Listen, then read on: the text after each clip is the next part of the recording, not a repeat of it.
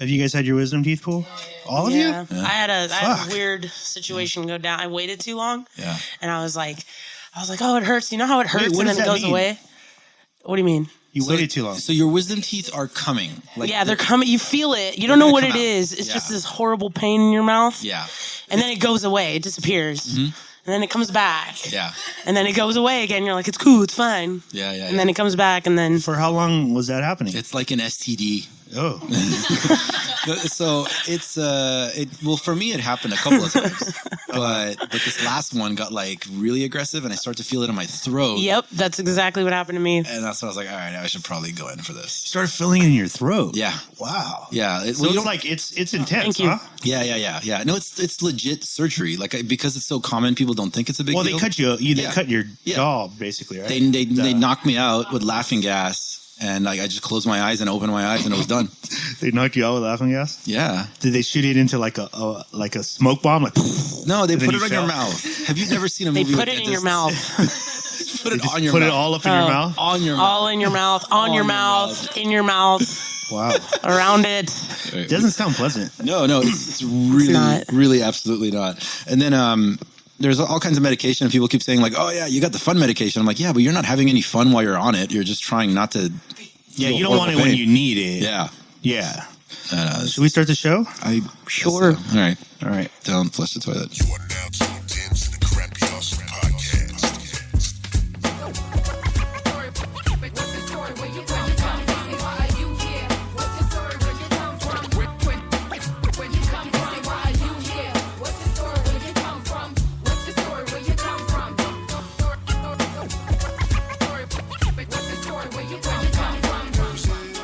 Welcome to another mildly medicated episode of the Crappy Awesome Podcast. We're your hosts, the Diego Brown Project. I am Mr. Arash, even though nobody calls me Mr. And with me is KILLcRey, even though we'll just call him Chris. Hey, yo. We are, of course, brought to you by Platform Collection. Hey, that same thing's happening where I'm looking for my notes. And I forgot. And you're trying to Hold on, I could do this part. No, I'm good right now. Thank you very much. He probably doesn't need it anymore. I'm not actually. supposed to smoke anything. That's one of the things that actually True. happens. It is true. What? The smoking. That Smoking will lead to infection if you. You didn't even know what a wisdom teeth thing was until like 5 minutes ago. Now Because that is anything an in your expert. mouth, Yeah. anything in your mouth, if you smoke, you Yeah. have an open, because it's still kind of It's healing, bacteria right? and shit. Yeah, that's what they're saying. Nav, on the other hand, was bragging about how he was smoking a cigarette on his drive home after his Well, that's just wisdom dumb. tooth surgery. Yeah, that's just fucking really dumb. Anyway, we're brought to you by Platform Collection. Make sure you go over to platformcollection.com and check out the ever-growing hub of content that's on there. There's all kinds of music videos and essays, and now there's even a full-time radio station, Yeah. 2Mex Hologram Radio, playing 24/7, Yeah. curated by 2Mex And me, and you. when he lets me. No, I'm just kidding. His name's on it, though. Yeah. Really? He curates the most. Yeah. Because he's probably doing, if you check your Instagram right now, he's probably doing like a live video of uploading music. In the middle That's of been his curating. thing. It's curating all day, every day. Yeah. Yeah, but you're... I do Platform Collection Radio, which is on 2 times a day. Okay. Once at noon, once at 6. In addition to the Friday up, It's called the Up now because there's no Friday anymore? Well, people want to hear it more than just Friday. So now I had to change it to the Up. Yeah. And now it's you can hear it. You can hear the replay on Monday and Tuesday. Okay. And a new episode every Friday. Okay. And also Platform Collection Radio. Platform Collection Radio. Yeah, but all that is music for 2 hours. Yeah. We play music directly from platformcollection.com. Right. So the music you find there, we'll play it for 2 hours. Okay. Whereas 2Mex for Hologram Radio will have music that's not necessarily on Platform Collection, Yeah. but still fits with the same general vibe. Yeah, that's 2Mex's like personal choices. Yeah. Yeah. Yeah. And he never runs out of that because he's like obsessed with finding new shit. No, all the time. I'm eagerly like pushing him to he needs to have a show. He doesn't really have a show. It's like his world, but he doesn't have a show. Yeah. So I think we're gonna get him to do that. It's like he lives in this house, but he wants to keep sleeping on the couch, even though there's bedrooms. Yeah. Yeah. And there's people jumping on his sofas, Yeah. and he doesn't care. Classic 2Mex. Classic 2Mex. While you're there, other than checking out the amazing radio station that's going on, check out our other sibling podcasts. There is Culture Sessions, hosted by Melathion Archive, produced by Spock Beats. Spock Beats. Speaking of 2Mex, there's the 2Mex Hologram podcast that still continues. Yeah. On strong. Usually in the middle of announcing. I want to make sure that was correct. Yeah. Proof of Life Radio, Yeah. hosted by Kali. hosted by Khalid. That's it. Yeah. All right. The Up. No, hold on. That's actually one of the shows on the radio show. On the radio show. God, I got to read you all these notes. Yeah. Life on the Road with 60 East. Yeah. That's happening.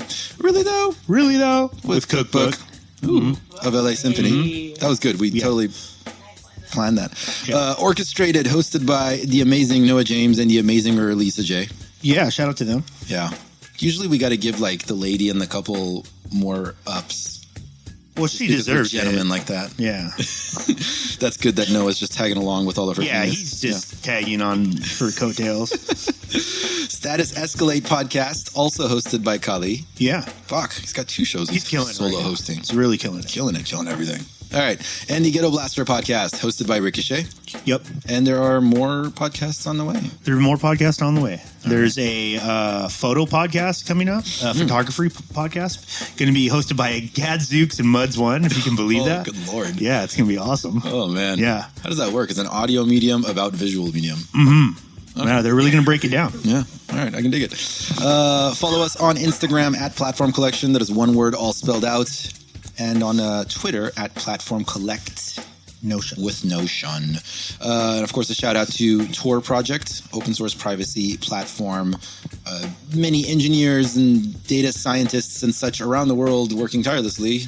Have we determined that it was It's around not the tireless. world? Yeah, I know it's around the world. Yeah, it's a bunch If it's of open people. source, yeah. It's open source. But it's probably mostly Americans. yeah. It's like a slutty program. Yeah. Yeah. Yeah. It's just open. In a very sex positive. And it's very sex positive, which because manner it's of okay terms. to be slutty. Absolutely. We're just saying that We it is. promote it. Those are great things to be. It's okay. Tor Project, learn more. You probably didn't learn shit about Tor Project right now, so you should go to torproject.org. Yeah. That's spelled Tor and then project.org. And also a shout out to Burner Podcast. That's hosted by yours truly. That is over at burnerpodcast.com and covers the Burning Man community and culture. Who's on this week? Oh, fuck. Who's on this week? This week's episode is about an ibogaine aftercare center. Whoa. Ibogaine. I mean, there's a lot to explain there. Yeah, that's a lot. That's a lot. But yeah, if you go through the ibogaine experience and are fighting meth and heroin addiction, and so like you do the thing, and then you come back from that epic trip in Mexico, like there was the person who founded the aftercare center found that there was no other place to turn to. All of a sudden, you're thrown back into society. Yeah, you're back into the normal world. Yeah, with this crazy ass experience, and nobody talks to about Ooh. it. So he set up this aftercare center, which is this like beautiful home in Carmel Valley. Nice. And it's like a typical sober living home, but it's aimed at people who have had the ibogaine experience. I think that's important. Yeah. Especially for all our meth addicted listeners. Yeah. You guys who have listened to every episode in a row at the same time twice. Yeah. should You check probably out- have an issue. You should check out You should. ibogaine. Yeah. Check out Ibogaine. For those of you who don't know what ibogaine is, that's a good excuse to go over to burnerpodcast.com. Yeah, there you go. Good sell. Yeah. Good sell. That was strong. Leave him one more. Yeah. Tell them about Stitcher and iTunes and all that. Yeah, if you're listening to this on Stitcher, iTunes, TuneIn Radio, or Spreaker, you can go over to crappyawesome.com, listen to every episode all the way back to episode 0, or you can go to platformcollection.com. That's usually where we're hanging out. Yeah. You might not find us at home. Yeah, we'll that's just true. be at Platform Collection kicking it. We never go home. No, but make sure that if you guys are listening on any of those other platforms, TuneIn, iTunes, Stitcher, Spreaker, make sure you guys keep, what should we say, like interacting with us. Yeah. Comments. The comments are going up. It's For pretty the- cool, finally. It is amazing that It's only finally people are taken, saying shit. like 5 or 6 years. It only took you 6 years to come out from your mom's underground basement. Yeah. Away from the computer and leave a comment. You know what? None of that works. None of 'Cause that that's probably works. where you would be leaving the comment. Would That's be from probably, the we computer. need you to stay in the basement. never mind. and Stay keep in the listening. basement. Yeah. But guys, Stay in thank the you so basement. much. The numbers keep growing because of you guys. As Ross said, we got a bunch of new shows coming up. Also, First Fridays, if you're in the LA area at Complex LA, we're going to be holding it down every first Friday. This coming First Friday, Word. check out the lineup. Pigeon John, Open Mike Eagle, Born Allah, Ha. and Rick Scales opening the night. Good Lord. It's going to be an amazing night. Yeah. Please go there. Complex LA. You can get tickets there right now. First Fridays with your host Tumex, and we'll see you guys out there. Dig it. Yeah, First Fridays makes me think of it's almost like a spiritual the thing. first of the month. Oh, yeah. That's what it makes me. Yeah. Wake up. Do they only wake up when it's the first of the month? Yeah, They're asleep the rest of the month? yeah. That's when the check comes. So Lazy ass. you don't really have anything else to do till then. I have, so there's a designer that I work with who is Bulgarian. Mm-hmm. So she grew up, in like this like tiny communist country. Yeah. And then moved here. So like she missed a lot of the 90s and like the 2000s. Yeah. So the other day she was like, I happened to be turning in some photos, and she's standing there and she's like, I just discovered the coolest thing ever. Bone Tugs and Harmony.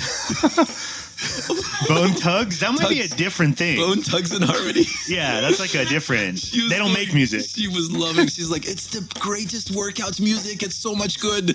Wow. I'm like, this is great. I mean, she's right. Like the Yeah. Persian Yeah. accent. Yeah. She's like in her late 20s. But yeah, she still has the thing with the Yeah. T. And we're going to have some of those Persian accent offshoots in this conversation. But Well, yeah. Well, Nat-Z is here. Hey. Hey. How's it going? Nat-Z's in the house. Turn the beat up, got your attention with the Mona Lisa. Metaphoric, lyrical fantasy to paint the canvas Caesar. History in the making, misery awakened, the top is still vacant. So we had to take it, pen and paper, impatient, sick to your stomach aching. Nervous rappers got 'em watching like, homie, we don't want a problem. Grab the microphone and show me what you got. See you talking about your money, how you ballin'. Original, let me whip you up some knowledge, show you lyrically a miracle. Spread that on your ego, the way we built a Leo. Number with lots of zeros, it ain't nobody's hero. Unless you see we equal and help your common people. That's what we do this for. Remember music, why you do it, who you do it for, and never lose it. Remain truest throughout the bluest time. Who gonna help you through it? One in a million, one of a kind. The Mona Lisa, through rap and rhyme life. This is my story. Take it with the pain as you take it for the glory. But remember this moment, hold it in your hands. Throw them in the sky like I don't give a damn. Everybody get 'em up, get 'em up, get 'em up. Take it back, get 'em up, get 'em up, get 'em up. Take it back, get 'em up, get 'em up, get 'em up. Take it back, get 'em up, get 'em up. Everybody take it back like got no way to take the things you say away without the fear of losing everything you dream about. But that's what fear does. Makes you feel like you're not good enough. No way to trust yourself when you're settling for less. Messed up in the chest, best love. There's a checkmate done. What's next? Ain't it the question? Nobody's answered. What you're afraid of is thoughts of masses, collateral damage, fear of being average. Only time will tell if you really got the magic. No matter any battle that you face, an obligation is to never quit and keep your pace up. Never waste a second on some middle schoolish hooligans. Wanna get to you and then wonder what you could have been, or everything you should have did. In a disaster, who gonna rise above it? Either you give them something, baby, it's all or nothing. One in a million, one of a kind. The Mona Lisa, through rap and rhyme life. This is my story. Take it with the pain as you take it for the glory. But remember this moment, hold it in your hands. Throw them in the sky like I don't give a damn. Everybody get 'em up, get 'em up, get 'em up. Take it back, get 'em up, get 'em up, get 'em up. Take it back, get 'em up, get 'em up, get 'em up. Take it back, get 'em up, get 'em up. Everybody take it back. This is like the apocalypse of hip hop. I'm turning off my TV. Videos were playing when reality it hit me. Dreaming about a record deal ain't really that appealing. They strip away the meaning from the music that we sing, and so I'ma do it different. Music by the people for the people, cause we equal. I am proud, I'm not a decoy. Copycat and wannabe, sucky rappers bother me. Student to my Socrates, if music my philosophy. Legion many soldiers, I got generals around me. Shaking up the underground, I could feel it down deep, deep inside my heart. Been torn apart to pieces, but music keep me focused. Strength came out of weakness, I wouldn't say I'm fearless. I could say I fear less, these days I feel best. Walk more, not talk less. Say when my sun sets, multilateral concepts ain't no one unto my contest. Watch me rise my conquest like life. This is my story. Take it with the pain as you take it for the glory. But remember this moment, hold it in your hands. Throw them in the sky like I don't give a damn. Everybody get 'em up, get 'em up, get 'em up. Take it back, get 'em up, get 'em up, get 'em up. Take it back, get 'em up, get 'em up, get 'em up. Take it back, get 'em up, get 'em up. Everybody take it back like. Well, who'd you bring with you? So that We got Jessica Duran. She's Yeah. a singer, songwriter, guitarist, beatboxer, and we got DJ Inspire in the house. She's a iHeartRadio DJ, B95, and she spins for us as well on our Very sets. nice. Very nice. So brought them. Welcome to the show, man. Well, thanks for having me. So you know that we've been conversating about this for a minute. I'm like totally into pushing you completely onto my friend thank you, Blimes man. Brixton, because I just think you would fit so dope on their label. you. But I ran into Gavlin and Blimes, and I was telling her about you, and she said I was like, yeah, you need to check out Nat-Z. I'm like, she's got a bunch of stuff going on. She has a cool crew that they all have stuff going on. And she's like, that's so weird. She's like, somebody else just told me that. What? So that's a good thing, right? Hey, tell them their check is in the mail. Yeah, there it is. I think it's a really cool thing. Dang, that's awesome. Well, Yeah, I but- appreciate it. Not that we're biased on this show. Not or that we're anything. biased. Yeah, or no, anything. But it's your first time on the show. It is. It's my first time. I'm excited to be here. So we got to start from the beginning so people can get to know you and kind of follow your story. Are you originally from San Diego? Yeah, well, I was born in Portland, Oregon. Okay. But my parents moved down to San Diego when I was like 2 or 3 months. Like, I Okay. don't even So remember. pretty when. much. Pretty much born and raised in San And Diego. always in like Except the northern born San part. Diego? Actually, no, in like the Penasquitos area. Yeah. Okay. Penasquitos, and then I went to Rancho Bernardo High School, which is full of awesome people. Very, very wealthy school. Yeah. Super wealthy. So it was school. interesting, but no. And then I started hanging out with the music heads here up in Oceanside Yeah. more. Just And- by being a follower of the music, or how does that well, what come happened about? was, I just wasn't getting anywhere in San Diego. Honestly, I don't, my fault too. But I don't think anybody was really taking me seriously down there. Like, it was very industry at the time, Yeah. like playing like the popping clubs, this and that, and I wasn't able to really move forward there. And then one of my other homies that I rap with, I was like, yo, I want to record in a new studio. I want to meet some new people. So he introduced me to one of my like best friends now. He's like my brother, Billy No Jokes. Yeah. Shout out And to he's Billy. amazing, talented lyricist, producer, audio engineer. Yeah, and promoter. yeah, he's He's an awesome dude. everything. Yeah. Totally. And he got me like on a lineup at a show local in Oceanside. And then we did that. And then just doing stuff over there, I got to meet, little by little, everybody else in the crew, like Jess, who sings. And the crew is, so people know. Well, we were pushing this Homegrown Melodies thing for a Yeah, while. But I think that's how I first discovered you guys. yeah, it's basically what it is a group of independent solo. We're not like a group or a band in that manner, Yeah. but we're just solo artists who really do support each other. And then kind of come And perform, together. yeah, exactly. We're like, listen, we could do a much bigger thing if we start, doing these shows together and pushing as a team. Because another thing, like I've been doing my research, I'm studying how do these people move forward, and a lot of people like J. Cole's got Dreamville. You know what I mean? Well, support system in general. Exactly. And so we started doing that for each other, and all of our fan bases kind of started coming together little by little, and That's dope. we became like really good friends at the same time too. So. Okay, so and that obviously happens like later in your story. So let's start from the beginning. What do your parents do? Well, my dad, he's a finance manager at a car place. Okay. But he came here from Iran when he was 16 years old. Okay. And just started from the bottom, started going to school. We had other family here. He went to Oregon. Okay. And, working 2 jobs, going to school, and kind of built his way. He came by himself? He came with my aunt and his younger brother. Okay. Yeah. Okay. So they came, and then now he's a finance manager. He's one of the hardest working men I know, 6 days a week. When your mom? And my mom, she didn't really work at the time. She did like some like floral arrangement stuff back in the day, but she just raised me and my brothers. So Okay. Yeah. Okay. So how many siblings? 2 twin brothers. Twin brothers. Yeah, younger. Older or young? No, they're younger. Yeah, they're about to turn 21 this year too. Oh wow. No, but they're wow. good boys. They're good guys. Yeah. Okay. So Yeah. Is your mom also from Iran? She is, yeah. She moved to Portland too when she was about 24 with her brother. Okay. So, they met. My parents actually met through just a little Persian community that was going there, and they started dating and hit it off. And were either one of Here them? I am. Are they creatives? Either one of them?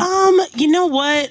I think in their own way, yeah. But they were just trying to make it out Sure, here, sure. So I don't think they had the same, resources and opportunities we had. Yeah. We have growing up here. Creativity is definitely a And the luxury language- for people who can eat. Oh, and the language barrier, that's a huge thing, Yeah, Not for being able sure. to speak the language, you got to go through that. And they came at a time where in their teens and, like early 20s, they're growing up in the 80s when the whole hostage situation happened. Yeah. So people weren't too friendly towards Persians. Yeah. So I think definitely, maybe not so much following the creative outlet, but working hard, definitely. Yeah. Both so, of them, totally. The music part, when does the music part start entering your life? Dude, honestly, like, since as far back as I can possibly remember, I've been doing music. Like, whether it was just, like, dancing to, like, music my parents would play at the house. Like, we have footage from me, like, little, like, 2-3 years old, just dancing around, singing, like, not making any sense. Yeah. And my dad, he always said, like, you wouldn't, like, draw. You'd be, like, writing, like, what are you doing? Like, always just making... You weren't, like, how little kids, you see the little sun, maybe, you could kind of make it out. Mine is just, like... random diddles of writing. Yeah, you were just trying to get something out of it. Yeah, definitely. Yeah. Okay, so what's your earliest hip hop memory? Oh man, it's a funny story, but so I'm not gonna lie, I'm a pop fan. Yeah. I grew up in the bubblegum pop era where, NSYNC, Britney Spears, so I was like, I want to be a singer, I want to be a pop star. Sure.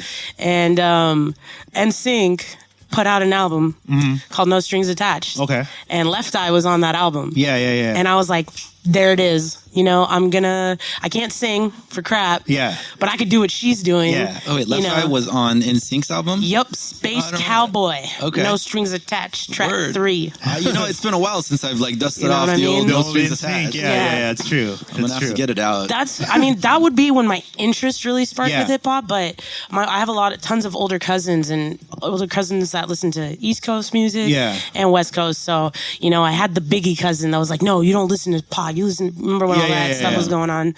And then I had Pac, but that's interesting though, entering through like the like a pop introduction to hip hop, because I personally think that's like a really positive thing, because what ends up happening a lot of times when you enter through like traditional hip hop, there's early walls that you put up like right from the beginning, like, oh, you can't sing, you can't do this, you can't. It's a lot of can'ts. And being a Persian girl. Yeah. You're not going to be like, I want to be a rapper, mom. Yeah. So, but I was definitely listening to hip hop, all different types of music, even rock too, just because I have a crap load of cousins, so they all listen to different types of music. But that was seeing Left Eye do it, and like on that pop level of being like, your typical pop star. That's when I was like, I can do that. Yeah, I can have that world and still rap. Yeah, and I remember I would write like just like little poems and stuff, and I'd show it to my cousins and they'd be like, hey, that's not too bad. So when's the first time you rapped in front of somebody? It would have been in 5th grade. I wanted to do, for a talent show, Biggie and I'm coming, with Diddy and Mace. Yeah. Or he was Puff Daddy back then. You wanted to put your But they wouldn't rollies let in me there? do it. They're like, oh no, so I did Bye Bye Bye. I knew it Hold then. on. What was their argument for why you couldn't do it? They said that it had bad language in it, but the song has no bad language. I think they were just like not trying to have hip hop there, honestly, because it didn't make sense to me. I'm like, but there's no bad words. And so they're like, oh no, we just think it's better for you to pick a different song. So you did NSYNC. So I did NSYNC. That was the go-to for everything. Yeah. So and that's when I knew. Nobody did a rap song, right? Nobody did rap. People were doing like weird magic tricks. Yeah. And I was like, I'm gonna get up there and rock it.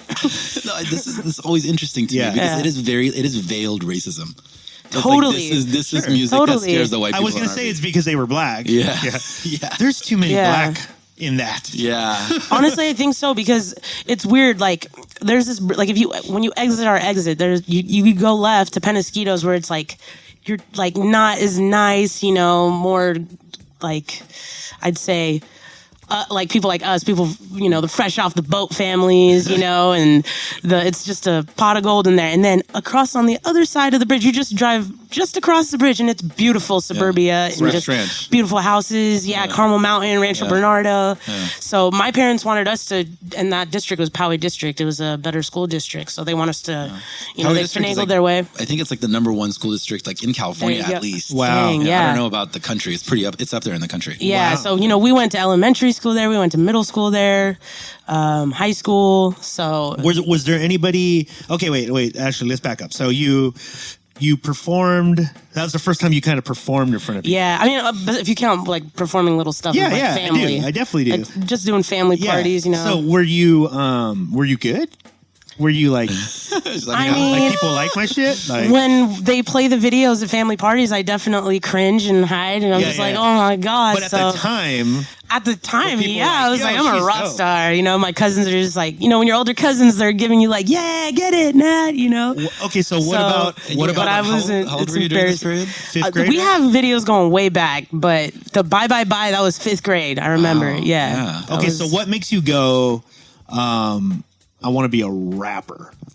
Because that's a big. I think There's as like people who rap. Yeah. And everybody likes to rap. that's a really good But question. for you to take on, I like, this is think my as existence. like situations of reality started to happen, you know, different, you know, things, you start going through different things, and I just identified with hip hop a lot. It was like what I was hearing in hip hop was resonate, whether I was angry, you know, I would be listening to hip hop and it would resonate and calm Yeah. me down, and I would feel like, okay, whereas when you kind of fade off of that bubblegum pop, that is because you're not resonating with Right. that music. It's not you know? real. Yeah, like I remember when I got the score on, I had it on cassette, and I don't know, it was just like hearing Lauryn Hill, like of this powerful female voice, you know, was just like, dude, I could do this. Like this is, you know, look at this women who are singing, and Yeah. you know, those are definitely like people. I still listen to that album. You know, Yeah. you got to think as a little kid listening to that on a cassette player to, you know, growing up. And at that time, I wasn't even thinking I'm going to be a rapper. I still was like, I'm going to be a singer. So, like, logistically, when does it start? Like, because obviously you could be like, I want to be a rapper, but you might not have any of the resources to do anything but write raps. That's what it was. It was writing. Yeah. Yeah, I mean, Were you rapping were you rapping with other rappers? Was there anybody I think around it started at that time? as just like joking around, kind of freestyling, and Yeah. like being able to make something up off the top of your Yeah. head, and all the kids laughing, and you know, as you're kind of like entertaining people. And then, I mean, it took me a while to really just be like, okay, I'm going to show people what I write. Yeah. Because I realized, like, when I was out and like just having fun, you know, or at the lunch tables or Yeah. whatnot, I was just I would never go full potential because I Right. was way too scared. Because these guys, I mean, I remember in high school, one of my friends, Jay, he passed away, rest in peace, but he always was like, okay, Nat, come on, your turn, get on here. Like, because I used to just beatbox for Yeah, them yeah. and just watch them and just be like, damn, I could do this. Come on, Nat, you do it. But I would freeze. I'd be like, no, I just joke around. Hey, my name is Nat. Yeah, you know, yeah, I'm yeah. about to rap, you know? Yeah. But Jay, he really got me really comfortable with it. He's like, just write something every day and just bring it. And one day I just started doing it with them, and the reaction I was getting wasn't like, oh, you suck, like, stop. Yeah. It was like, dang, for a girl, you can really hold your own. Were you hooked from that point on? Oh, absolutely. Yeah. Yeah. I think when you as an artist, like, kind of like realize what your niche is, Yeah. you know? And that you're like, because even at that young age, I knew I wasn't a good singer. I didn't get into like the elite choir. Right, You know? right. I had it like as a class, but Yeah. I auditioned and I froze You're and like, I couldn't "You do just it. sit there." So I knew I'm like, I can't, like, I'm not going to be Yeah. my best at doing this, you Right. know? So it was always hip hop in the corner of my head. So there's this You whole know? other outlet. Yeah. Okay, big so time. when do you do what you count as your first hip hop show? That would probably be in high school. Yeah. So either 2006 or 2007. Yeah. And that's when, like, you know, I was doing it too. I remember, like, I needed instrumental, so I was doing it on like beats from like Biggie and Jay-Z, you know? yeah. I remember one of them was Song Cry. Yeah. And I was like, oh, okay. So I was like writing to What him. was this for, though? What were you performing? It was just a local. There's this place called the Epicenter in Near okay. Mesa. I remember it. Yeah, and it was that place is funny, but yeah, just there. Every now and then we'd have a show. All of our friends would come out, and then we'd all go home, and then continuing on. Like, that was a spot that I would always be doing shows at. One of the things I definitely noticed, and you just mentioned it right now, but one of the things about you guys collectively, it seems like, at least through social media and stuff like that, is that there seems to be an underlying support group of friends Totally. that show up for you guys. Oh, big time. We have the dopest friends who, I mean, we've gone, I'm sure they can vouch for it too. Yeah. Like, you grow apart from people that you grew up with just because back then it was just a hobby. It was something to do. Right, Maybe right. once or twice a month, we're all going to go to the show and we're going to watch it and support. But as it started to become more time consuming, like, okay, I'm in the studio on this day. Okay, I'm going to be writing this day. I can't hang out. I'm not hanging out. People are like, oh, you're so cool now. You're a big bad rapper. Nothing's even happening for you, whatever, you know? And you're like, damn. But then you start to meet like the people that you start working with and you start talking about your lives and You realizing start cutting all the fat. Yeah, exactly. And it happens does to it on everybody. itself, though. I'm a firm believer is the more you put yourself first, the second you start putting yourself first and taking care of yourself, the people who support you and should be in your life, they're going to stick around. Yeah. I have friends that I haven't seen in like 2 years, but when we hang out, it's like the good old days, you know? Yeah. Super supportive. But our friends here... Because everybody else was there for something for them. They were most of the people who whatever were not it there may at the be. end. Yeah, absolutely. Whatever it may be. It was never were about serving getting a certain- cool. It was just like, it's so addicting. You know, the more you develop your craft and the more you find yourself in your music, like, there you go. And the good people that you need around you, they'll be there. I mean, keep your eye out for the phonies. We notice when the limelight's on and the buzz and the hype start coming back, There's a all group these that people. comes around, There's right? exactly. But we keep our circle like our friends, you know, who aren't as far as like actual musicians. They believe in us like 110, and it makes you want to do it that much harder too. So as you're starting to, obviously now you're scheduling time to rap at the when the epicenter stages, right? So you're scheduling time to go to these places. I mean, I then not so. I mean, mentally, I Well, you're wasn't still really taking time out of your day. Oh, yeah, like, so I would- Do your parents go? What are you doing? Like our parents, you know, it's funny because at first it was like, as long as your grades are good, you could do whatever you want. It's a great hobby. Yeah. I don't think my parents even saw it becoming what it is now, you know? And I know, like, it's not, they're nervous about it, obviously. Yeah. And I'm sure all parents want their kids to kind of be doctors, lawyers. No parent should want their kid to be a rapper. Exactly, especially your daughter. Yeah, you know, you don't want to be like, you know, even sometimes they'll be like, oh yeah, she's a singer, and then at parties would be like, oh, sing us something, and I'm like, I'm not a singer, I'm a rapper. Okay, I'm a rap. Before, you know, even in high school and like early when I was still like, you know, doing the whole college thing, I was like, oh, I'm not, okay, well, I'm not like what you think, you know, I'm not like what's on the radio. Yeah, like, you had to keep explaining. Because, you know, people, when you say you're a rapper, there's automatically thinking. Arash talks about that all the time. Just like, I don't do that. That Yeah, makes I sense. think Persian parents want you to be a doctor a little bit more than most of them. Yeah, big time. That pressures. I mean, just the fact that what you're describing in your childhood, like them supporting you even to the amount that they were, that's strange to me. Yeah, big time. I don't know. That I mean, there was tough times for sure, but what kind of kid were you though? If like your teachers had to explain like this is the kind of kid she was, what kind of kid were you?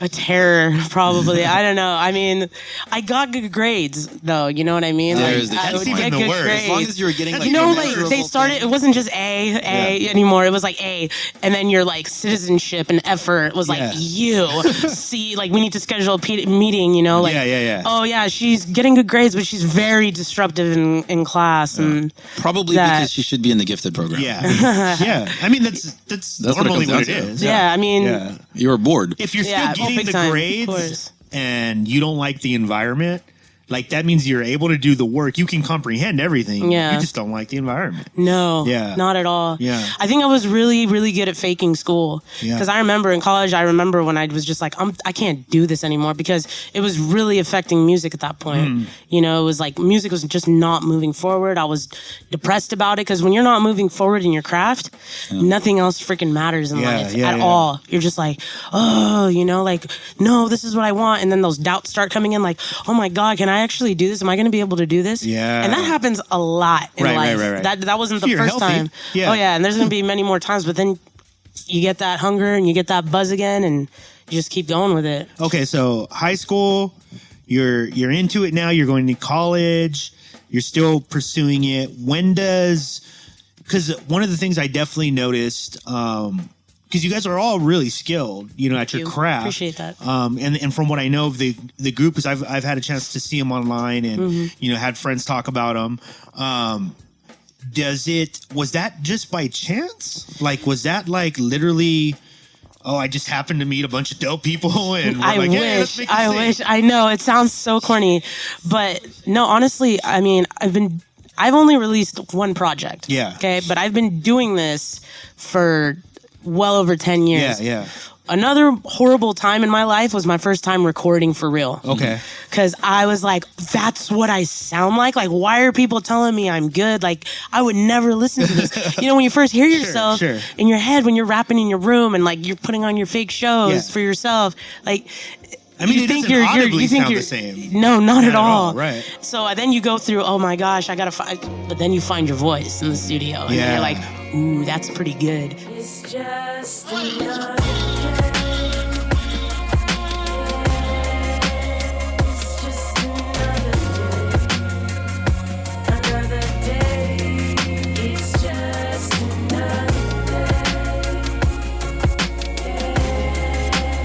It's just another day. It's just another sunny California day. Rolling down the window, breezing my way. Ride along the coast and I just got paid. Hitting up the homies like where we bout to fade and celebrate. I'm elevated, been dedicated to making the music that we relate to on a daily basis. I wanna be greater like the Aretha Franklins. But to be frank, man, this ain't about no Benjamin Franklins. Frankly, I got a nick for the poetic, lyrically equipped, no knives hanging on the hip. Here's a little tip, better to be a go-getter than to be a storyteller. Ain't you fed up if the shoe fits, but you ain't a Cinderella? You live in real world where 7 strangers couldn't really live together. You gotta get up and never let up. Haters forget them, cause later on when you're old and gray, you might regret the days you were young, you were fine. It remains what we do for desire. A leap of faith, a risk to take or regret. You gotta hold on. Why? It's just another day. Yeah, it's just another day. Another day. It's just another day. Yeah, it's just another day.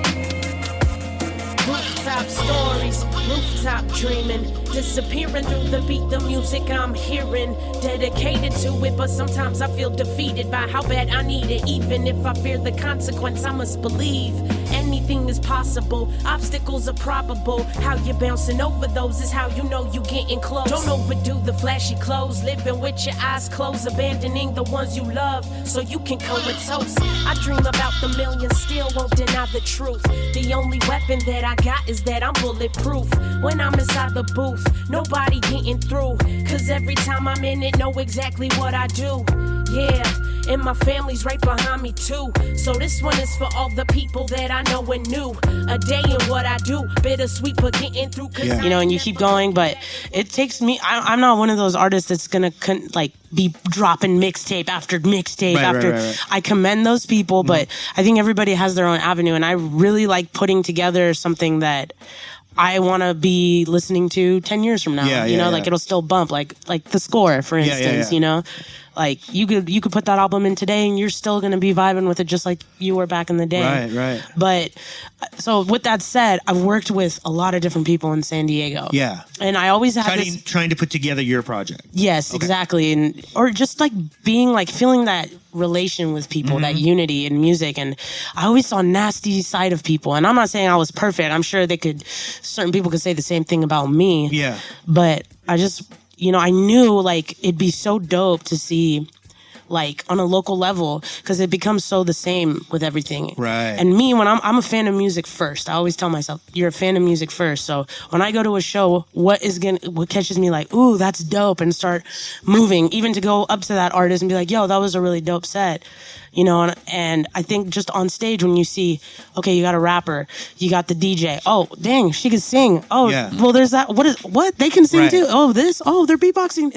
It's just so constantly like entertaining. Yeah, exactly. Yeah. And to not know your music, I think a lot of people look at it like, oh, this is a hit. All my homies like it. And then they go on stage and they don't get the reaction they want. Yeah. And it's because it's your first time hearing it. Like, picture this, like, Drake can go on stage at just a normal stage in a normal club. As soon as Drake gets on the mic, everyone's going to go wild. Why? Right. Because everybody knows Drake's music, right? But if I go up in the middle of suddenly a Flux and I start rapping, people are going to be like, who's that? You know? Yeah. So you want to constantly, your job is to entertain. Like, entertain your audience and get their attention. You know, I love it at shows. I'll look at the back, people who are just sitting having a drink. And if those people stop their conversations and they're looking or pull out a camera, I know, okay, we're doing something good because we're doing our job.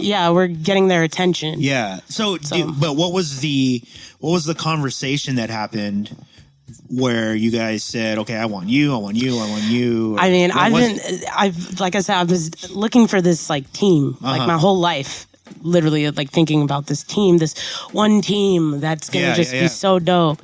And I started hanging out with my friend Aquil a lot more. We were in a group back in the day together. You know, we started this little hip hop group and it didn't work out with the other people, but we wrote majority of the song. He's a singer. He's an R&B singer. You guys should check him out for sure. He was on The Voice. Dope. Super talented guy. One of my best friends. And he got invited to this party and it was called the Meet and Greet in Oceanside. Because there's a lot of talent in Oceanside. Absolutely. Shout out to Oceanside. For sure. From every angle, the fashion angle, the art angle, the music, the R&B, the acoustic, the DJs, there's so much talent. Even all the rappers like John Gibbs, Desi Hollow, Billy No Joke, Steve 760, you know? I feel like Oceanside, like that whole like North County area, it's almost got a little bit of that like small town vibes to it where people are really attracted to the live performance. Yeah. And we forget that because it's so close to us. It helps artists develop. Yeah. Totally. It's very like... And people are genuinely supportive over there. I like agree. people who don't know who you are or friends with you, they generally will support you. Right? Yeah. Absolutely. So we went to this party and I met this other DJ. They're the EDM side of our crew. Yeah. His name's Frosto. Yeah. And I was like, I really was digging what he was playing at the party. And I went up and I knew I was like, okay, I want to network with people here. So I was like, DJ is always the way to go. Yeah. The DJ is your key to the... Everything. Yeah. Kingdom. Yeah. And so, met Frosto, and then there's this other girl who's Caitlin, K. Emmeline. She's a singer. She does a lot of gigs around San Diego. And you met them both there. Yeah, I met them both there. And through Caitlin, I met Jess because we were doing this like house party and one of the singers pulled out and she's like, yo, you got to meet Jess. Like, she's my friend. She can beatbox. And I'm sitting there like, I beatbox. Yeah. Okay, bring her, you know? Like, how could you? And at this point, you're meeting so many different people and it's just like, oh, they're cool. But these people were like, I was like blown away by their talent. Like all of them, like voice control for the singers, like just amazing vocals from K. Emmeline. And then Jess, you know, she came to the party, this other party that we were playing, and she's like, and just starts getting, I was like, hell yeah. She came, started singing with us, did shows together. So, and then I met Jano, who's another EDM DJ in our crew. Frosto and Jano are a team. Met them through Frosto. That's one of Frosto's best friends. So little by little, it started coming together like that. We met DJ Inspire because Jess worked at a radio show in Oceanside called World Team Radio. Yeah. And she was the main DJ on there. And so we met DJ Inspire, started rocking with DJ Inspire too. So And then it just kind of came together. So it really did, yeah. Now, creatively... All started at a party. Creatively, was there like an overall agreement of like, this is what we're doing, this is how we'll perform live? Honestly, whenever we tried to do that, it would just crumble. Anytime we're like, let's sit down and push homegrown melodies, you know, and life gets in the way. Like everybody started going through stuff. My cousin, one of my closest like people in my life got in a car accident. So I really was just super unmotivated completely to work. And that was at a time where it was so important to like keep the homegrown melodies hype going. Yeah. But then, you know, you start looking at, we got to copyright this. We got to do this. We got to get this. We got to do a shoot. And it was like, plus the fact that everybody is actively pursuing their own. Yeah.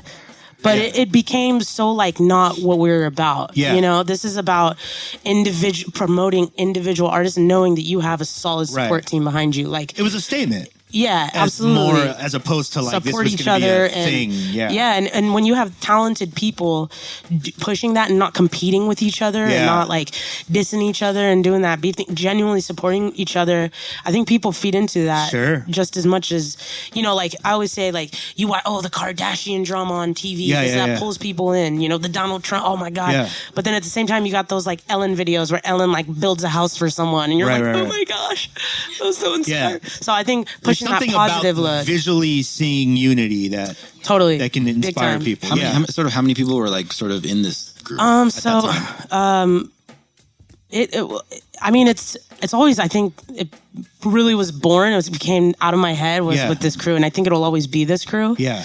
I think just because we're all genuinely like care about each other and love each other. The crew in this room right now? Jess, Inspire, Frosto, J-Note, K-Emeline, Caitlin Cohn, who does our visuals.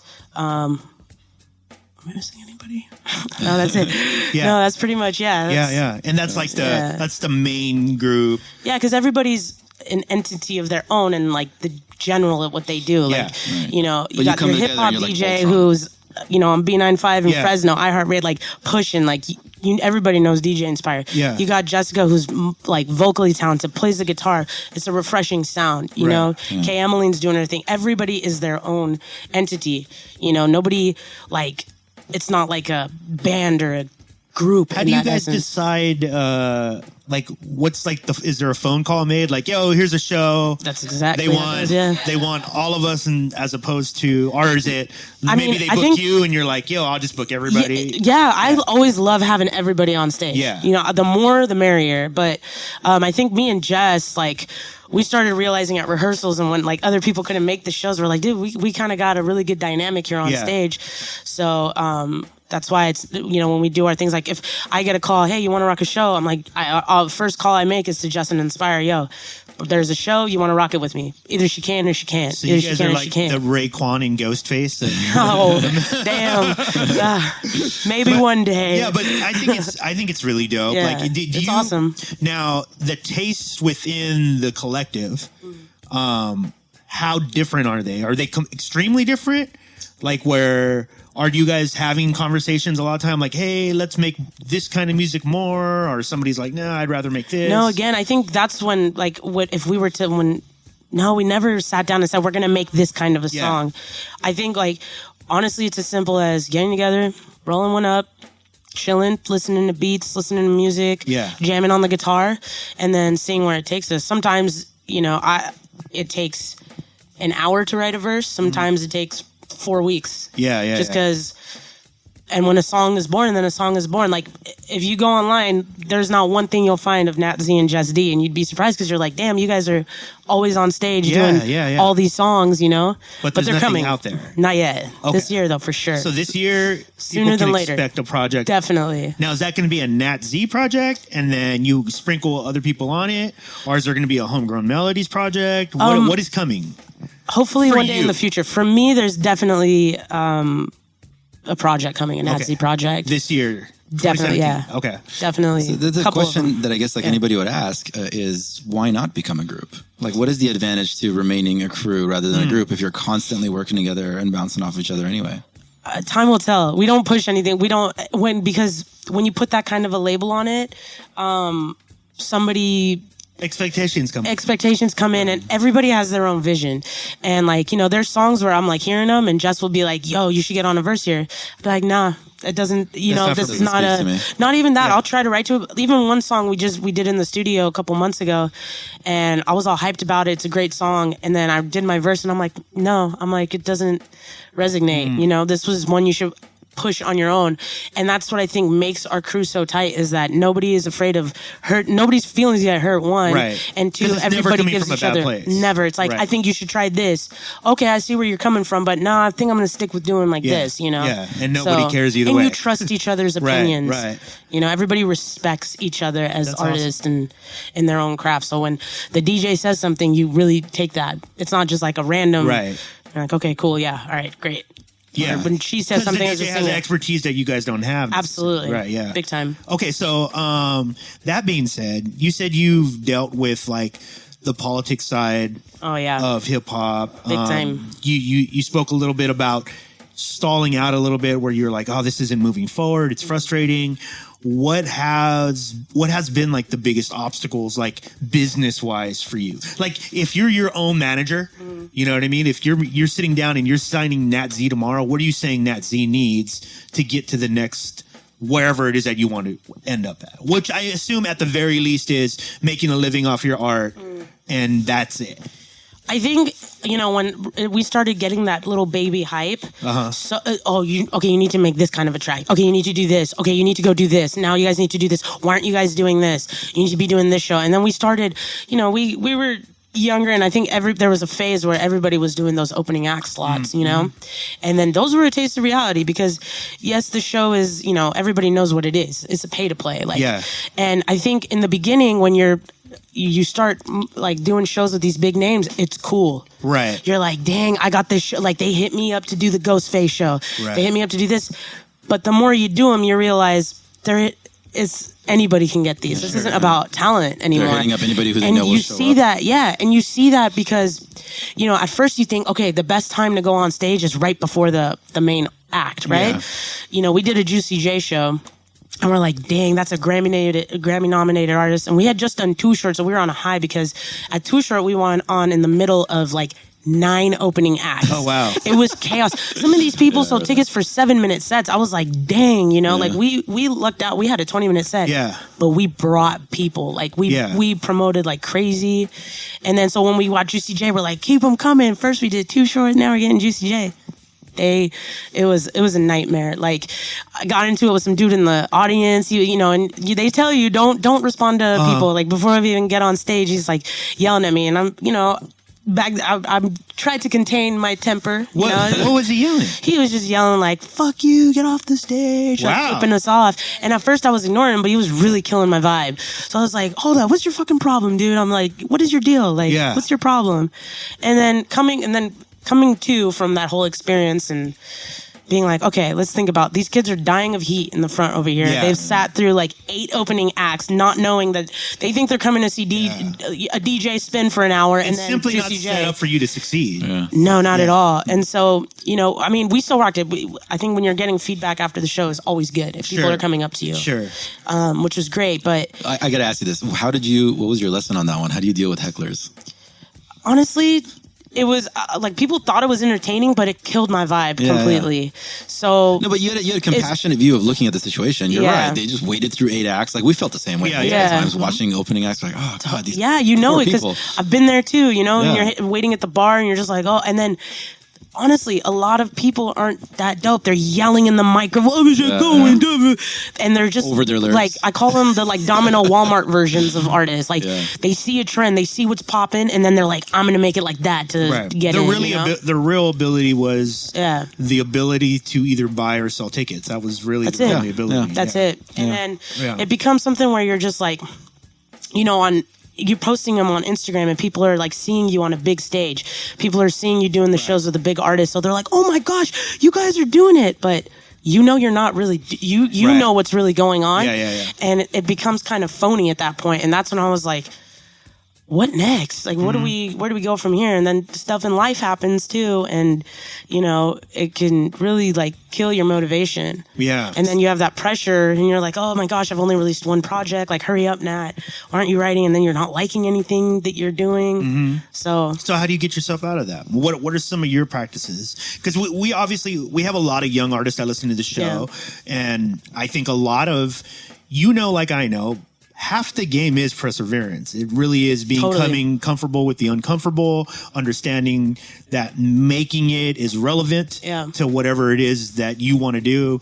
And so there are people that get discouraged. Totally. You know, so when you find yourself kind of dipping, the energy is starting to dip. Nothing seems to be like, what do you do? Honestly, start making rules for yourself. When I say that, that's what's been really working for me.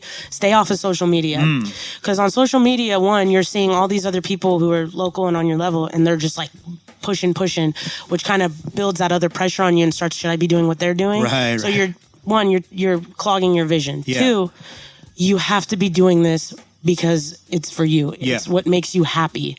It's not because you want to be rich, famous. Doing art is because this is you. Yeah. This is exactly what you know it too, because you can't quit. There's times where I'm like, damn it, I wish I could just freaking do something else sometimes. You know, I really do. That's reality. But you keep going, and if you remember why you're doing it in the first place, if it makes you truly happy, there's no feeling like getting on, like we were doing shows and I was still performing my old stuff. And every time we would get on the show, Jess can vouch too, we'd feel motivated, that jump again, or going to concerts and just like, okay, yes, I want to do this. I want to do this. So it's definitely in there. It's just about putting yourself first, honestly, and stop worrying about blocking out what's out there. Even if friends are hitting you up to hang out, let's go to the bar. Because I was, when I was going through my downward spiral, I was partying, not really motivated. When I was writing, I was half-assing it. I was just like, whatever. And then I was just like, dude, wake up. Like, start again. Like, get up, put yourself first. Yeah. And start going at it. And that's exactly what we did. We started booking shows again, getting back in the studio, and surrounding yourself with people who are in your like-minded craft. Right. You know, with like every interview that we've had, I always try to listen for like what the artist, like what the hook is in your brain that gets you into the thing, because everybody has a different hook.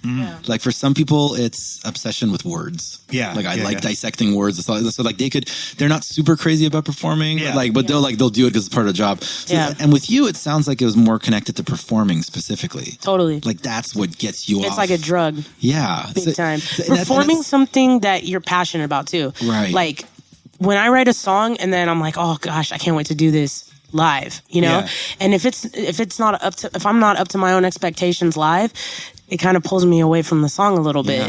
But I think when you look at people and you're seeing your words resonate with them, it gives that sense of relating to other people, and that's essentially what art is. It's relating about the to communication, people. Like the interaction, the energy exchange.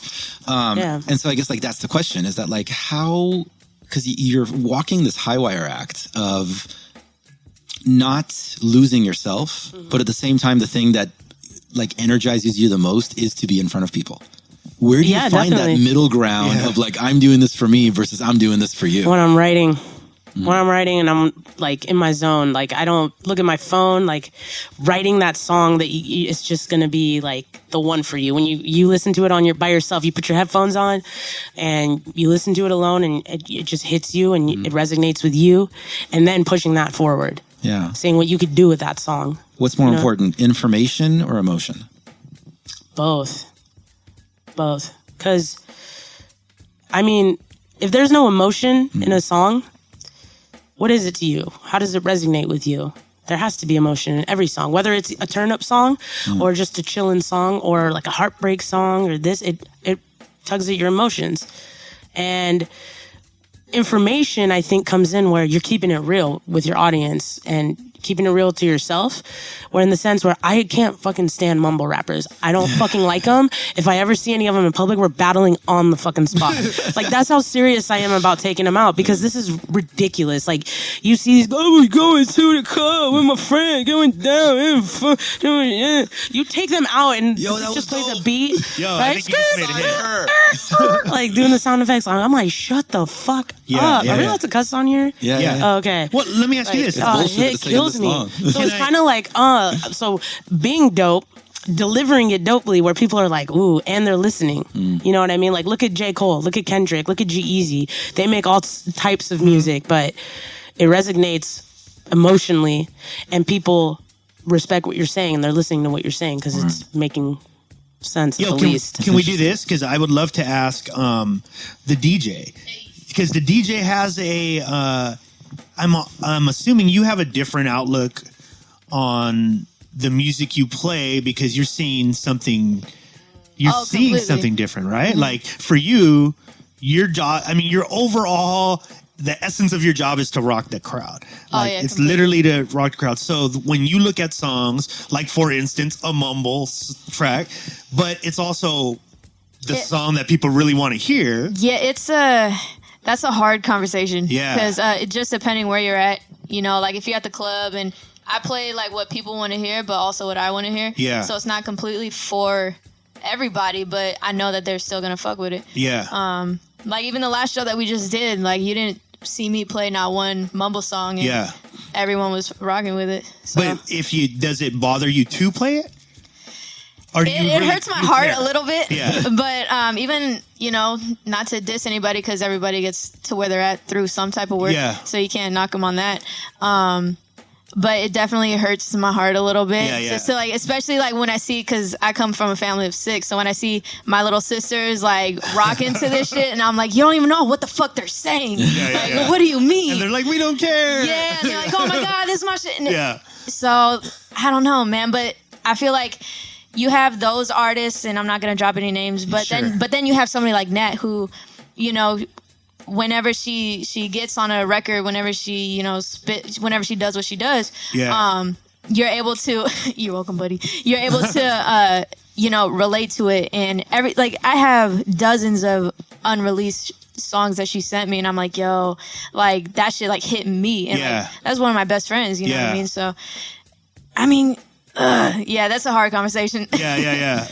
I've always, because we've had similar conversations with DJs on the show. We've had DJs at different levels, and it is always interesting to hear the perspective. Because to me, if I can bounce something off a DJ, that's like ideal to me. That's usually my first thing. Like I'll try to find a DJ. Oh yeah. Because most of the time they have a tendency to be able to see the bigger picture of okay, where's this going to fit in my mix? Is the BPM right? Is all this stuff, which sometimes is the best songs that happen to fit all those things aren't necessarily like the most songs of integrity. You know what I mean? There's not really an integrity to it. But it's weird because I was having a conversation today with, are you guys familiar with the blog SD Loves Hip Hop? Oh, yeah. Yeah, okay, so... Definitely. I met him at the Kava Lounge. Yeah, I think you did. I met him at the Kava Lounge show, and then he posted up our flyer for the. Oh yeah, he thinks you guys are dope. Thank you. We were talking about how at the end of the day, the biggest problem with hip hop and what's affecting like the critics of hip hop and what's fueling a lot of the critics of hip hop is the lack of definitions within hip hop, because hip hop is so young. So, for instance, if mumble rap was not called rap, if it was called something else, the MCs wouldn't have an issue with it. I think they have an issue with it because what's happening is because of lack of definition in the general public, the people who don't have the understanding that we have, they're not connoisseurs of the music, they don't care about, they just want to get through the day. To them, that's being sold as this is rap. Yeah. So they're like, oh, okay, so you rap and you rap, and those are... They don't sound anything alike. That's the problem we've always had. No subcategories. And we don't have that because we don't have enough hip-hop journalists that are writing this shit down. We've talked about that a lot on this show. We've got million subcategories in electronic dance music, but like nothing in hip-hop. And that's what's so respectable about the electronic music. Yeah, because there's a place for everybody. In electronic dance music, you can have critics, but you're not doing what I do. I do this thing. It's a very niche thing. And in hip-hop, nothing but left field. It's just rap. Well, I everything's think rap. What the divide is right now, you know, you got a lot of people, oh, hip hop's dead. And I'm like, bullshit, hip hop's dead. Hip hop is alive and well. You know, you're just not looking for it in the right place. I know some days ain't like most days. You're waiting on a sunshine, you're so gray. But don't you worry, everything will be okay. Just throw on your headphones and press play. Let me take you far away to another land. The problems in your life, I understand. The feeling of dealing with millions of different reasons of giving to what is easy instead of what you believe in and fight. Just like I pick up a mic, got a reason to write. It's pushing me to the light. Positivity's bright. The negatives out of sight, out of mind. I'm hitting the road. I gotta follow my heart. Free falling and hope. The lows in life, I know. We all relate with the pain inside your heart. I dedicate this to the people out there doing whatever it takes, no matter the obstacles you're facing. Cause I know you want that. Who you tryna get back? Everything you plan, just cancel, baby. Time to wipe the tears from your eyes. It ain't never too late to fly away. Take a leap of faith and jump. Rhythm free falling tonight. Ayo, ayo, oh. Rhythm free falling tonight. Ayo, ayo, oh. I know some days ain't like most days. You're waiting on a phone call, your heart aches, praying that he's out there and he's okay. Counting down the hours every day, feel like replay. I remember something Drake was saying about how our generation isn't capable of loving, which I agree to a degree. So many complications when you can barely even breathe. It feels intoxicating. Conversations lately turning into confrontations. Paranoia's got you making crazy accusations, and you forget to show each other your appreciation. Don't let the pride be the guide to your destination. Even though I know you want that. Who you trying to get back, everything you planned just cancel, baby. Time to wipe the tears from your eyes. It ain't never too late to fly away. Take a leap of faith and jump. Rhythm free falling tonight. Ayo, ayo, oh. Don't you wait on your life. Take my hand, I'm by your side. Don't you wait till Monday, no. Have no fear of letting go. 'Cause I know you want that, want that, you want that. Tryna get back, everything you planned just cancel, baby. Time to wipe the tears from your eyes. It ain't never too late to fly away. Take a leap of faith and jump. Rhythm free falling tonight. I think we live in a day and age where, you know, we have social media, we have the internet, you know, and we can be using that to our full advantage to project ourselves. I mean, yes, we're not on as big of an outlet, but you put yourself in front of 500 people and 200 of those people dig your shit. You could bet that if you put yourself in front of 1,000 people, 400 people are going to dig it. Yeah. And so on and so forth, right? And then you can start living off of that. But I think that I don't think we're so much mad at the mumble rapper. I think we're mad at how the industry is coming at how do we make money. Right. People are not buying albums anymore. You're mad at the system that created a place for the mumble rapper totally to be easily digested. And people buy it because people want to do what the cool kids are doing. Well, it's what Arash talk about this all the time. It's fast food. Oh, totally. If that's all you can afford, if that's what you're like, I can get it. Like, it's like you just said, it's very hard for someone to get a Nat-Z and Jessica Duran song. They can't get online and just be like, I want that one song that I saw them perform then. Yeah. Because we know the machine that it takes to properly put a song out, there's a lot of moving parts. And for independent artists, you have to put all those parts together on your own. Mm-hmm. If you're at a major label, if you're Lil Yachty, guess what? All that shit is there, and it's endless amount of promotion. Yeah. So it's very easy to sell the Big Mac over this fucking home cooking that my mom does because nobody knows about that. Which is the bomb. But the Burger King shit is there all the time, so it's easy to find. Definitely. And I would be bitter about that. Yeah. Be like, oh, but if only I had that, if I had what he has, I could take it. Yeah. But I don't have what he has. You know, and it's like, I'm dope. Yeah. You know what I mean? Yeah. Not in the sense, oh, I'm so dope. I know that if I was to be put on that platform, I could hold my own. You can hold your own. So it's all about me growing like this, you know? And I always have her in my ear, like, what are you doing? Are you rapping? Why are you out? She's always on me, like, where's my song that I could play? You don't have to make the club song, but give me something I can play. Yeah. Give me something. Everybody needs and I'm like, okay, it's coming. I swear. You know, but where was I? I always drift off of my mumble rapper. Why you were frustrated? You were writing us a check for $25,000. Exactly. You're in the middle of that. But yeah, I think nonetheless, overall, I think the biggest issue that we've come to find, because we've interviewed a bunch of people from a bunch of different scenes and a bunch of different backgrounds, and that is your overall critique of the way the game is played is a very common one. It's one that everybody knows. Most people who are into this with all their heart feel that because at one point, even though, like you said, I'm taking care of myself, putting myself first, but not completely, because your heart is still in it to share with other people. Yeah. And the moment you do, that's not the business though. Like, that's a completely different thing. Like, that should almost be its own thing, because the business is about selling records. Oh, big time. And if you have the machine to sell the most conscious record in the world ever made, then you can sell it. If you have the machine to sell it. If you don't have the machine, it's not going to sell. Yeah. So a lot of people go like, well, you know what? Because here's the thing. Like, we have conversations. Dude, in the Fresh State, we have so many different opinions, so we're constantly just playing this game, like what's better, what's not, but at the end of the day, I think what it comes down to is if you're able to have an opinion and nobody goes, like if Arash goes, I like this, and nobody in the room goes like, you shouldn't like that, that you're not allowed to like that. That because that's what the argument starts to dwindle down to, instead of like the discovery of why that argument even exists, the argument exists because we're being lazy. Hip hop is being lazy. Hip hop knows that there's a bunch of parts of hip hop. There's nerdcore and there's turn up music. Yeah. And guess what?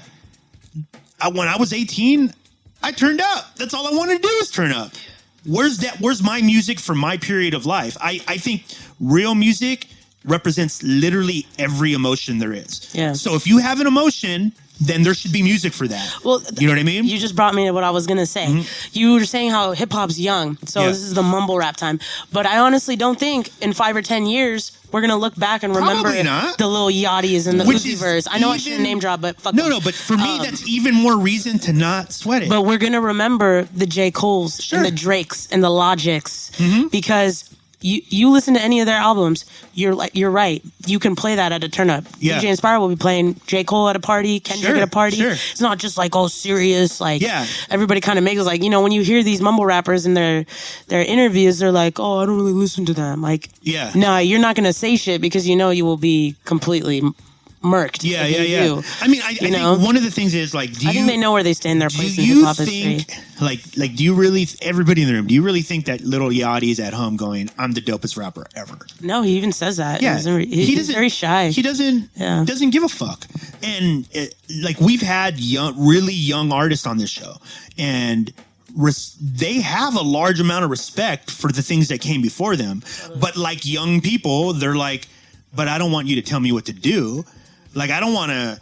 Yeah, I hear you, but remember, you at my age, you didn't want anybody to tell you what the fuck you do. Honestly, though, I'm the same way because there's been people, and on this tip, I will not drop names because these are people I still respect. Sure. But there's been people who, even in San Diego, who've been in the game for a long time, but they're assholes. Yeah. You know what I mean about it? They're kind of very just like, I'm this, I'm like, this, and they're name dropping. And I think the more you name drop and the more you swag this, and you're so focused on your image, is taken away from your craft. You're not as confident in your craft. Absolutely. Because I'm the complete opposite. I hate the social media aspect of it.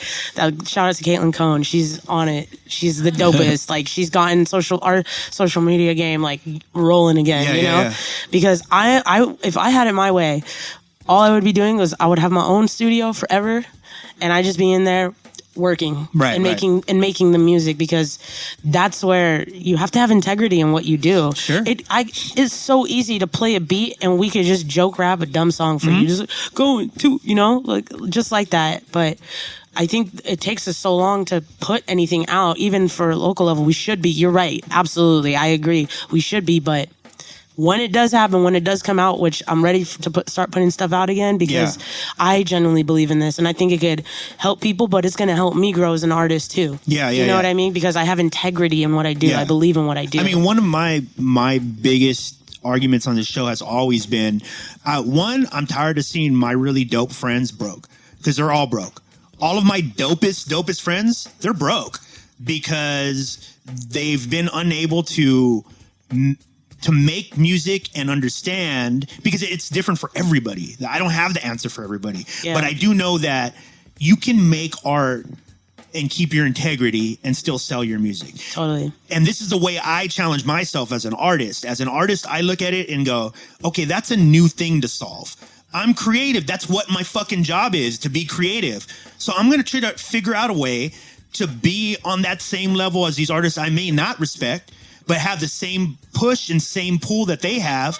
Yeah. And it's just going to take more time, put more time into being creative. That's why anybody who needs to be on social media more, I tell them, dude, turn it into something.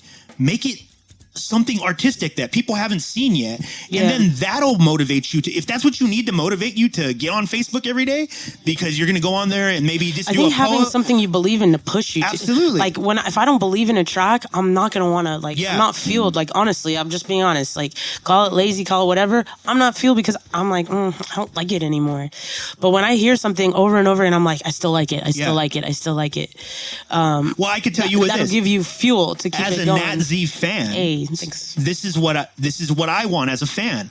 I want to know that. Yeah. How do I know that? How do I know that you're going through some shit right now? And unless you tell me.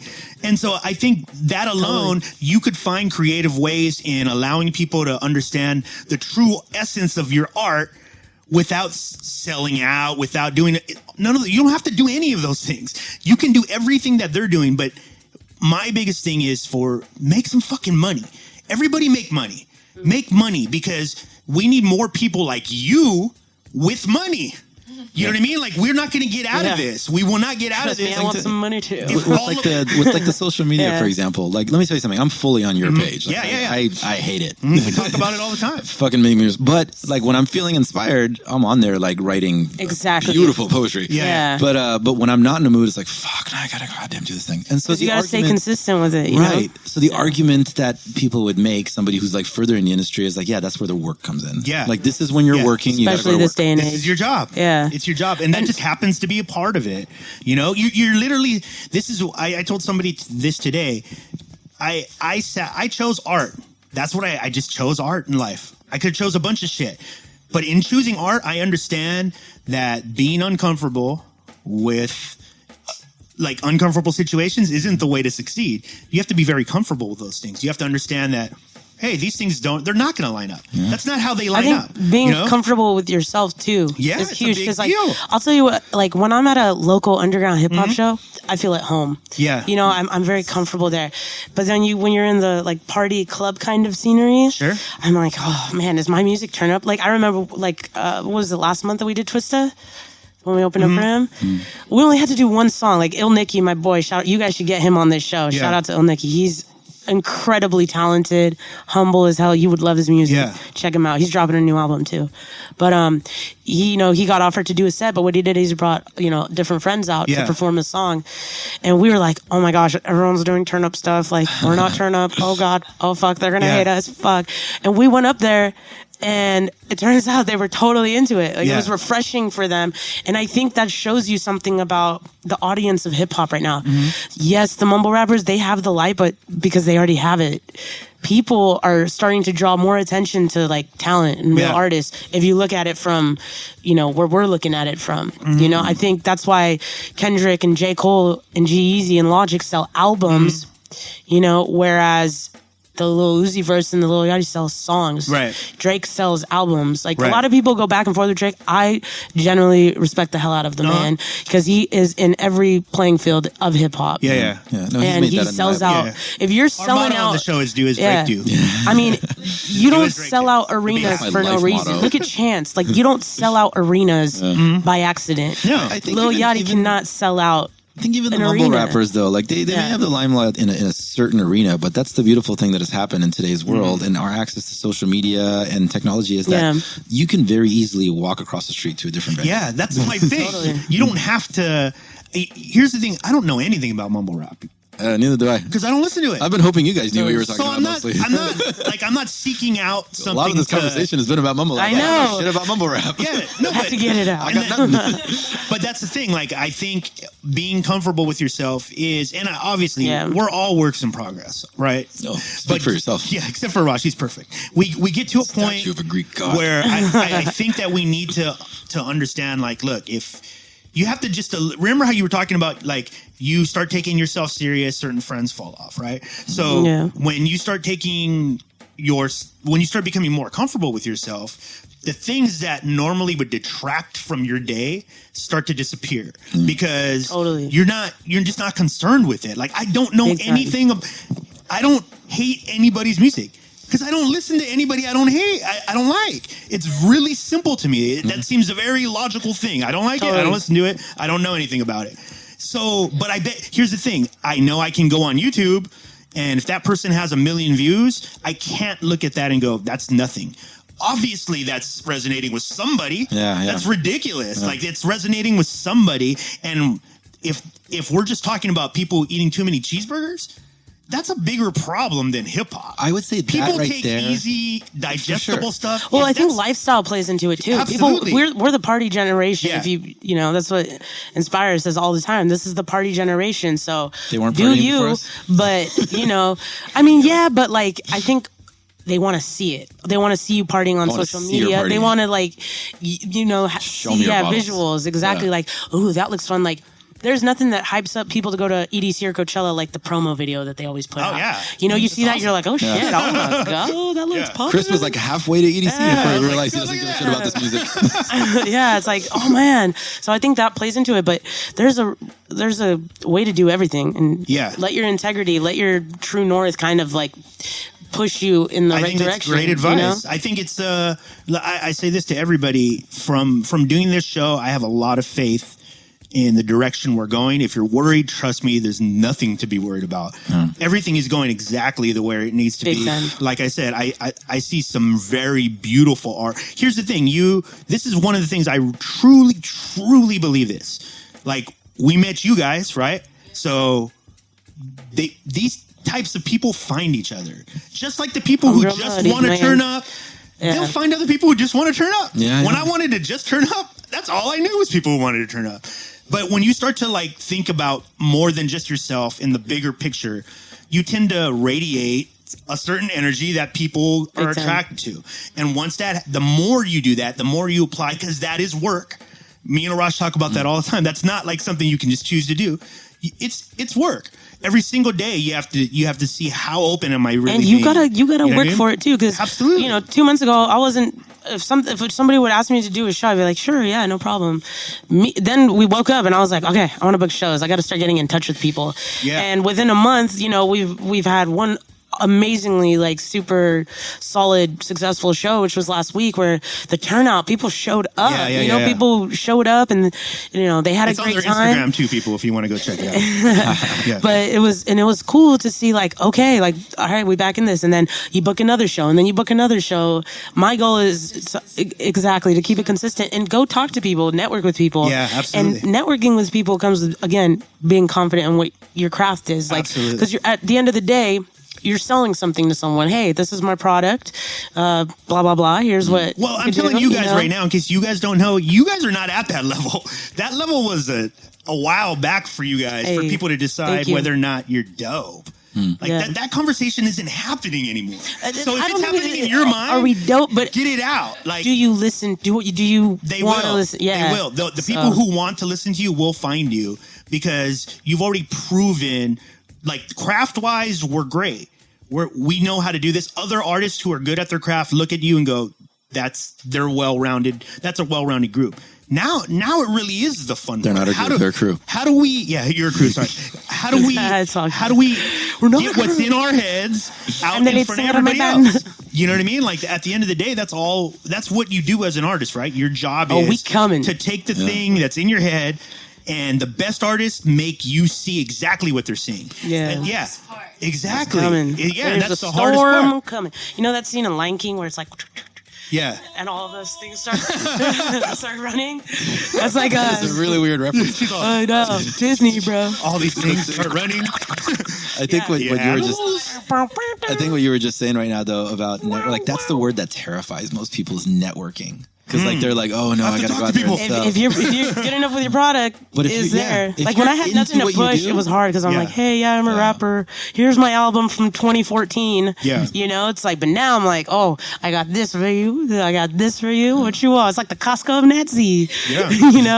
So fuck, I gotta get a membership already. Yeah, I mean, I think ultimately, I mean, you guys have to know, being around creative people, like, that underlying insecurity is always kind of there. Oh, yeah. But again, I can just tell you, dude, trust me, I haven't beat it myself, but I do know the information. Like, I've gotten the manual. The manual says, you're all like that.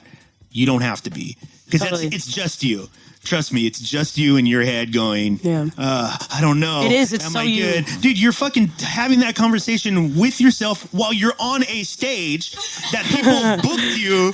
You're doing what 1% of the entire world does, performing. And people like it. That's even crazier. That's the weirdest part. You're like, oh my God. And you're like, I don't know if anybody likes it. I don't know if I want to do this anymore. You know what my favorite is, though? Like, okay, so when we're doing those opening act shows, like Juicy J, the most like nerve-wracking ones for me were like Ghostface. Yeah. I'm like, that's a Wu-Tang crowd we're talking about. Fuck the whole like this whole gimmicky kind of thing that's going on. Standard. I got 15 minutes in front of a Wu-Tang crowd. Yeah. You know, that's a loyal fan base. That's a dope test. So when you coming up and people are just like, hey, that was really dope. A Wu-Tang crowd is not going to tell you that you're pretty dope. No. They'll tell you while you're on stage. Yeah, and you know the difference between a Wu-Tang crowd and like the Juicy J Turnip crowd. Is that they're listening to you. They're looking at you like, we're here to actually hear the words. What are you saying? Okay, and then you start saying this. This is the go-to for old school hip hop heads. Yeah, she's putting her head to the side. They're not looking at you. They're just to the side. Sorry, like, listeners. Get it directly in my ear. Yeah. Oh, okay. And then you see the hand go up, and you're like, yes, I got one. Hold on, for the listeners. It's a sideways nod where you're bringing your ear closer. Yeah. That's right, because it's an audio show. You bring your ear closer and really let the lyrics into your brain temple and let it bounce around. You start to nod like, that's right. You know what I'm talking about, though, you know? I know. Like, I've talked about this thing that helped me get over like anxiety and like that feeling of like, oh, is this what I should be doing? No, that didn't help at all actually for a while. But I used to have this thing where, and I know you know because you're talking about it, where I'd be on stage and I'm literally like an idiot ignoring everybody else, like vibing to it, and I find the one person that's just just looking. Well, it's hard not to. Yeah, but here's the thing: inevitably, what happens every time is you get off stage, and that person comes over to you, and goes, "Hey, that was dope." That's just how they vibe. Yeah, not everybody wants to dance and all that. Yeah, like that's how people take it in, and so now I'm not looking for that person no matter what. If I see a face that looks like they're not having fun, I don't look at them. Like, I don't care because you literally have no idea what happened to that person that day. They could literally just be there and like, man, I just fucking broke up. What's going on? I'm not hearing. And you're like, this motherfucker doesn't respect my raps. And like, you know what I learned too? Even like on our level, we don't think that anybody really listens to us. Yeah, a lot of people. You know, at our last show, like, I remember, like, I met these two people at this like spoken word thing we did in Oceanside. It's called Glassless Minds. And she came up and she's like, hey, Nat, like, do you remember me from Glassless Minds? And I was like, oh my gosh, what's going on? Yeah. And then when you're on stage and those people are like saying the same words as you and you're like, oh my God, you know, like, I mean, that didn't happen this one, but like, just they're vibing, they're having a good time. And so when you make that direct eye contact with them and you're like, I see you vibing, that's kind of like, yo, we vibing. Like, I know when I go to shows, and if the artist is looking at me while I'm doing their thing, that hypes not only the artist stuff, but it hypes the fan and the audience up as well. It's a give and take relationship with the audience, but let's not fuck it up. We're only there because they're there. Yeah. Totally. Like, you know what I mean? Like, we get to be here because they want to be there. And if their right is to take it in however they fucking want to take it, especially if they paid. I always tell people, if you're not paying it, don't. Just have a drink, do what you're going to do because you paid for this. Like, this is, I'm not getting it twisted. Like, I know you're not, most of the time at our levels, it's not like they're giving you thousands and thousands of dollars to be here and you have this expectation of a certain treatment. It's nice to have a great audience, but if you don't, I mean, one of the things we talk about on this show a lot is, and we've had a lot of like stand-up comedians on the show because their grind is very similar to musicians. Oh man, I have so much respect for stand-up comedians. Yeah. I mean, it's they're ridiculous. still literally, the majority of them are still literally driving themselves to shows, booking open mics, you know what I mean, dealing with the politics. And they really feed off of a crowd. Absolutely. So if they have a crappy crowd. But you also have people like Dave Chappelle or Chris Rock who took all of last summer to bomb. Yeah. They literally went out and said, we're just going to bomb. I want to feel what it is to bomb and see if I can work my way out of that. Yeah. Because to them, the art still is, they're not looking for acceptance. Mm-hmm. They're at that level of artistry where they're like, I just do what I do. It's Tai Chi. Yeah, I'm playing. Now I can play with the crowd. I want to see them kind of booming and then see what happens. Because I feel literally zero anxiety about it. Yeah. To me, that's the goal. And that's where you want to get. And that's where it all kind of comes back around with putting your own craft and your own self first. Do what makes you happy. Exactly. There are going to be people who are not going to like you. No matter what. No matter what. There's going to be people who are proud of you. There's going to be people who are mad at you at the same time. You know, there's people who are going to think you really suck, and there's going to be people who think that you're really dope. Just, who cares? Just do you. The night you receive a Grammy, there's somebody in the audience saying that fucking dude sucks. Yeah. They're fucking horrible. I don't know how anybody listens to their music. I would say fuck the Grammys. Whatever. Yeah. They lost it, man. I still like one, though. Thank you so much for being on the show. Thank you for having us. It's been Thank you. amazing, guys. So Nat-Z has a project dropping 2017 this year. You have like a ish March-ish, June-ish. No, probably February. Summer? February. Whoa. Wow. Yeah, it's coming. Wow. So I'm hoping it's not your typical like here's my album though. I don't want to have expectations because expectations freak me out. But it'll be a wave of music for sure. Yeah. And it's a little more complicated than just music, right? From what you've said, there's visuals coming. I think it's all starting to make sense now. It's not. I think like just because everybody's moving forward. Like Jess has stuff coming out. Yeah. You know, Frosto and Jay have stuff coming out. I think that we're all moving forward, and it's just going to be a wave of solid music that we like and we love, and now we're ready to push it in. Yes, the visuals, the videos, the shows. Like my goal is to be by summer just doing shows everywhere. You know, at least on the West Coast. So we're going to keep it pushing and keep it moving. So tell people how they can get in touch with you guys and reach out to you if they want to. So right now, you know, you can get us on all social medias, on our Snapchats, Instagram. My Instagram is Nat-Z Music, N-A-T-Z Music. Yeah. DJ Inspire is DEEJAY Inspire. Miss Jessica Duran is Jessica Duran _. Yeah. And that's all of them. That's Twitter, Instagram, Facebook. Find us on there. Say what's up. You know, getting in touch with people who are listening to the music is so key. I think that's where this is the most powerful thing you can do. So. Yeah, and people have been... it's like a field study. Yeah, for people who've been listening to the show, they've been hearing your music throughout the episode. So I know you guys love it already. If you're listening to this on any of the other platforms other than Platform Collection, go over to Platform Collection right now. You'll see all her links there and the links that they just said. So you guys can go follow them. Dude, support everything they're doing. Homegrown Melodies, Nat-Z, Platform Collection too. Crabby awesome. Thank you guys for having us. And hopefully when listening, I hope you're supporting us. When the project comes out, keep supporting. When the project comes out, sorry, I didn't mean to yell. Let us know.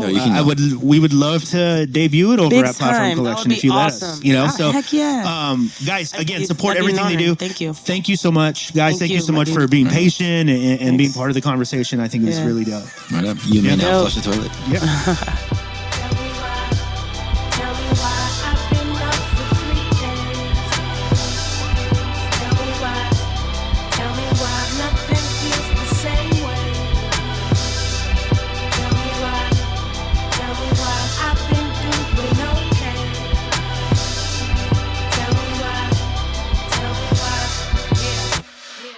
Said that you were gone, you were out of town. You never called, then I stopped seeing you around. I got a message from a friend who said you recollected, but I perfected acting like I even feel affected.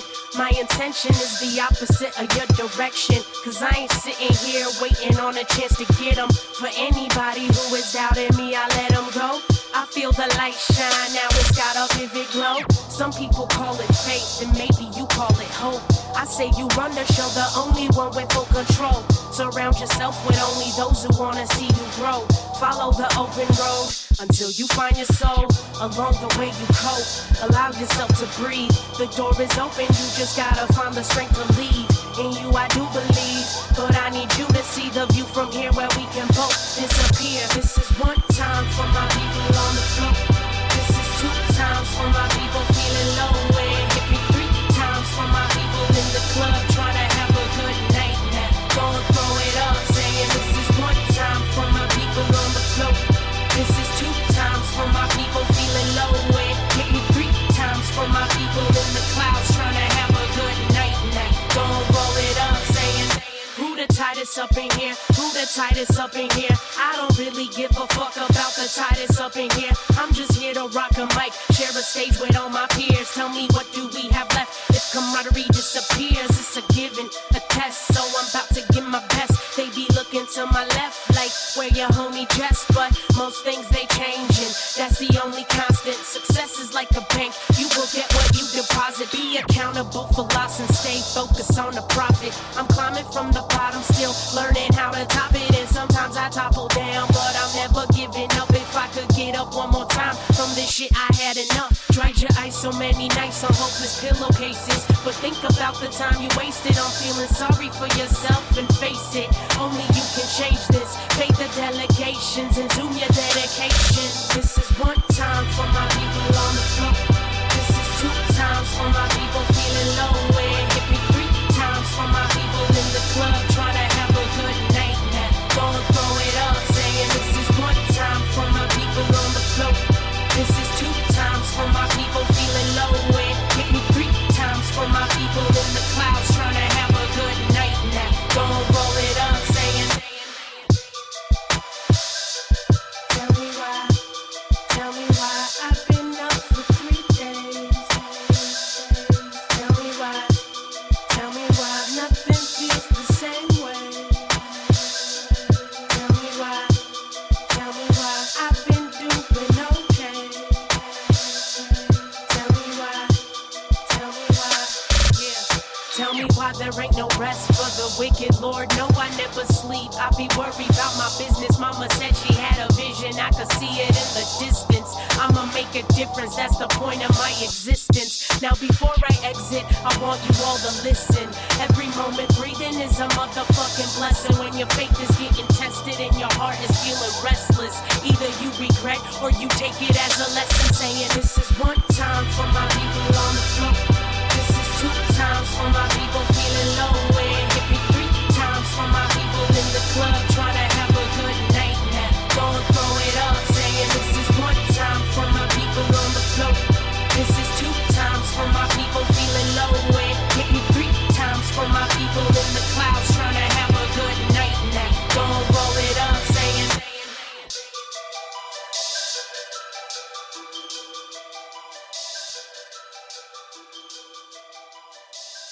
Brought to you by PlatformCollection.com.